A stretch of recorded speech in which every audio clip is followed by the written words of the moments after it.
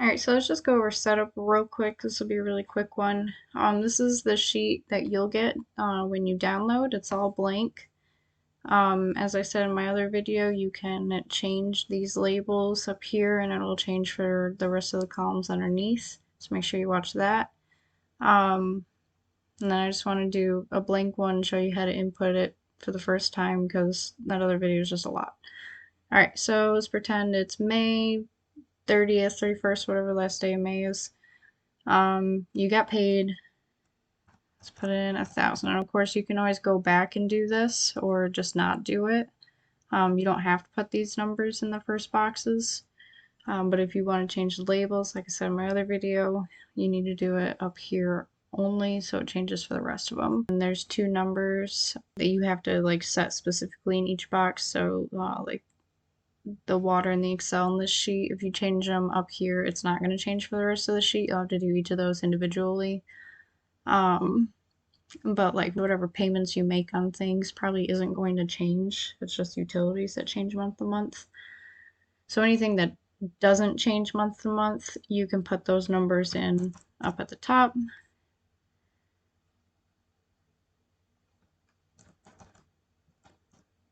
And it'll change for the rest of the columns.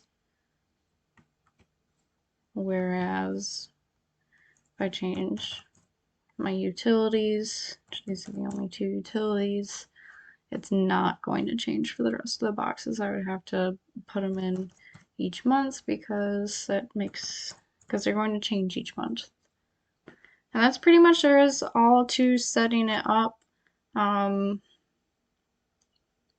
Like I said in my other video, if you want to, you can change these labels to whatever you want in these boxes and it'll change it the rest of the way down. And you only need to change the labels of these boxes. The rest of them all match up to these boxes. But the numbers that you want to repeat for the whole sheet down, you enter in these two boxes because you got different numbers in each one that correspond to the rest of the sheet.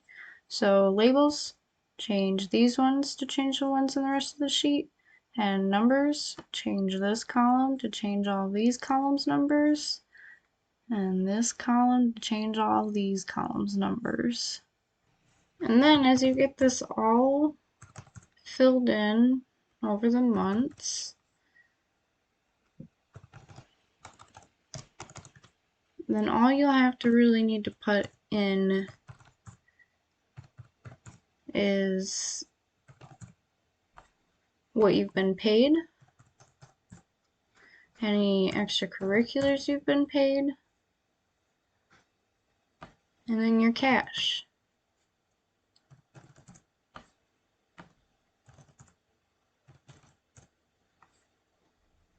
And then we come down here, the last pay date or the next pay date coming up. Maybe I've already estimated when I'm going to get paid. And all I have to put in is that stuff. Whatever my power and gas bill is for the month. And the rest of it's figured out for me. I just count my cash as I get it. Maybe I got home from work today and I made $10 and I already had 50 in here. I'll bring it up to 60. And then when we get paid July 15th, I'll count all that cash. And maybe I have 100. And I know that I saved money from my last cash, or I didn't spend that much, however you want to use those numbers, but just keeping track of it. So let me know if you got any questions.